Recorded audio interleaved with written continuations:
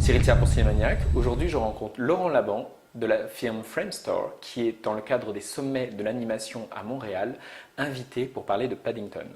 Je l'ai rencontré lors d'une courte entrevue. Oh no.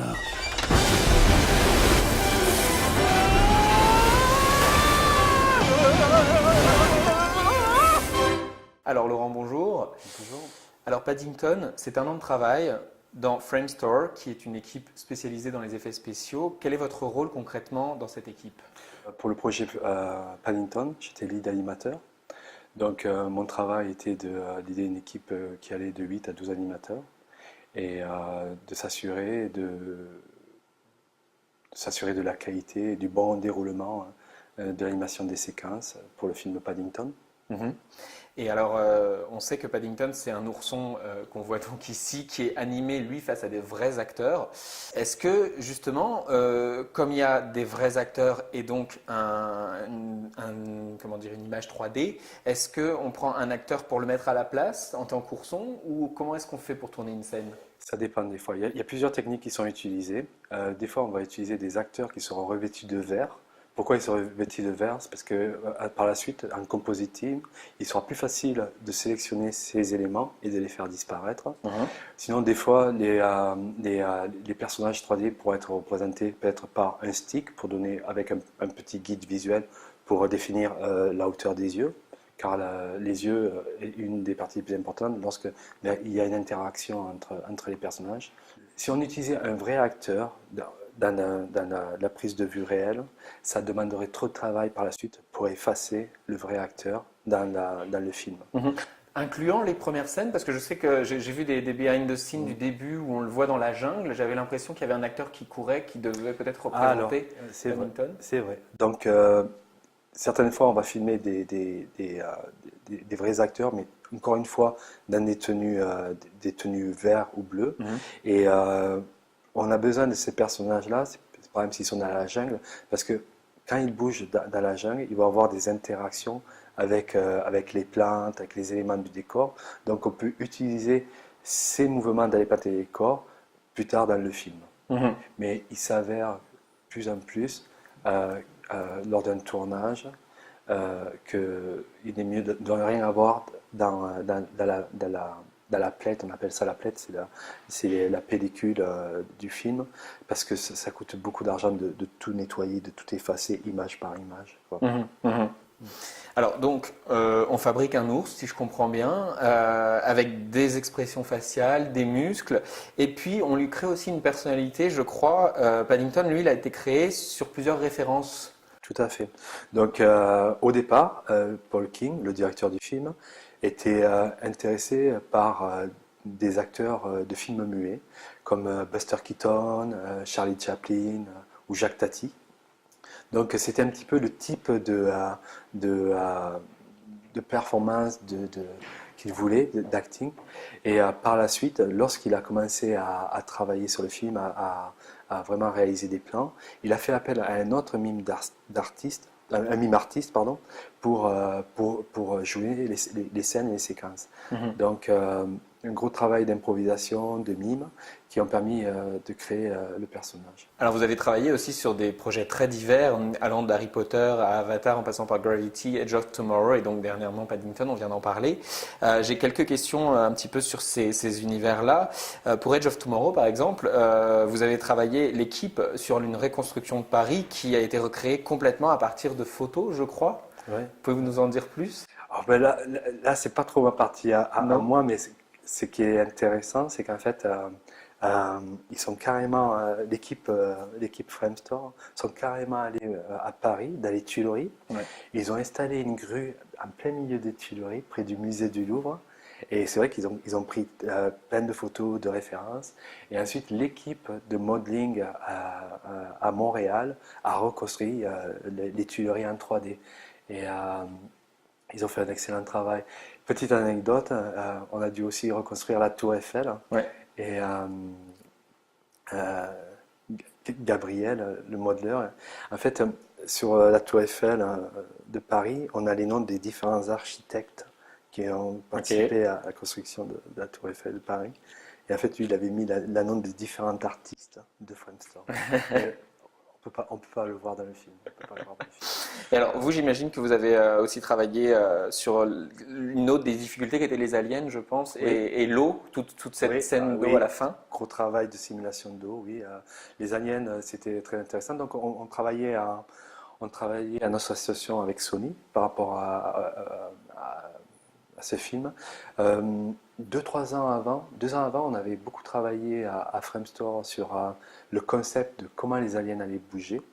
On avait, euh, on avait certains concepts 3D venant du client. Donc, euh, le plus important, c'était il voulait un mouvement qu'on ne pouvait voir nulle part ailleurs, la façon dont il devait se mouvoir, Mhm. se déplacer. Donc, beaucoup de travail a été fait par rapport à conceptualiser le mouvement. Il y a deux ou trois concepts qui ont été approuvés. Et à partir de là, on a commencé à développer plusieurs types d'actions, de cycles qu'on a appliqués sur les différents aliens. Parce que certaines scènes, on avait jusqu'à 50-60 aliens différents. Et donc le rig était un rig assez complexe parce que ce sont des aliens qui ont plusieurs jambes qui peuvent se rétracter ou se retracter. À la fois, elles sont composées de multiples tentacules qui se déplacent les unes entre les ailes, qui scalent, et aussi il a des tentacules à l'arrière. Donc une combinaison d'animation, de simulation, euh, assez complexe, mais intéressant à animer parce qu'il a fallu recréer complètement le mouvement. Ouais. Et c'est vrai que en animation, dans les VFX, on utilise beaucoup de références. Et là, dans ce cas-là, il n'y avait pas de référence parce que le modèle, enfin, il n'y a rien qui se rapproche de ce type de créature. À part certaines fois, peut-être, généralement, quand il bougeait, il faisait beaucoup de roulades, il y avait beaucoup de changements de direction très très rapides, beaucoup d'extensions de bras, de pas. Et des fois, hop, on alternait avec un mouvement qui s'apprêterait à un léopard, mais ça sur un ou deux pas, et après on retournait. Mais en général, tout était 100% créé, tout le mouvement était recréé. Et qu'est-ce qui est plus compliqué de faire ces aliens-là dont vous parlez, ou la scène où Tom Cruise lui-même est reconstitué en 3D?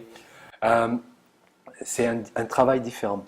En fait, le personnage qui est au niveau d'un point de vue animation. D'un point de vue animation, c'est un travail différent.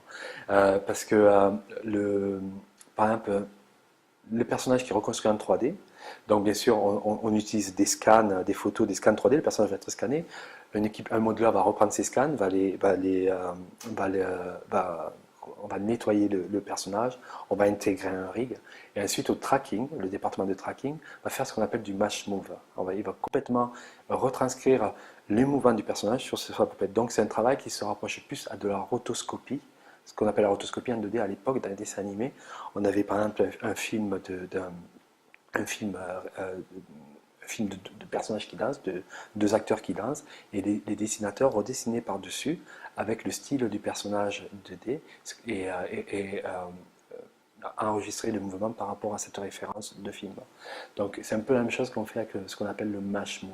On essaye de ce type de travail, quand il est retransformé complètement en 3D, c'est le moment aussi qu'il a la partie là qui brûle, ou qui devient toute noire et tout ça. On ne peut pas se permettre la moindre erreur, tout doit matcher parfaitement, parce que sinon on peut voir des différences dans le film, on peut voir des choses qui bougent et tout d'un coup l'audience peut perdre le fil, ou ne plus être connecté avec ce qu'il voit, parce qu'il peut voir que quelque chose ne fonctionne pas. Donc c'est très très précis, très très rigoureux. Mhm. C'est presque mathématique. Mhm. Et donc, je disais tantôt, vous avez aussi travaillé sur Gravity, sur un ensemble d'autres réalisations. On imagine bien que les effets spéciaux, ce n'est pas que la post-prod. Comment ça se passe concrètement le travail avec la production, le réalisateur et éventuellement aussi les acteurs? Est-ce que vous êtes à même de travailler de près ou de loin avec Ben Whishaw dont vous parliez tantôt, Sandra Bullock pour Gravity, Tom Cruise à l'occasion?